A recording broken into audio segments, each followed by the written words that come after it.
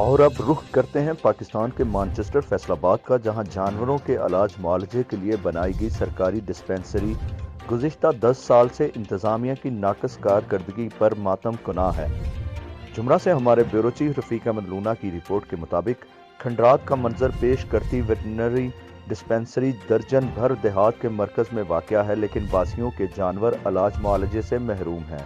علاقہ مکینوں کا کہنا ہے کہ ڈاکٹرز کو مرکز فیصل آباد واپس بلوانے اور ڈسپنسری نہ ہونے سے اب تک متعدد جانور علاج نہ ہونے کے باعث ہلاک ہو چکے ہیں اور ان کا لاکھوں کا نقصان ہو چکا ہے۔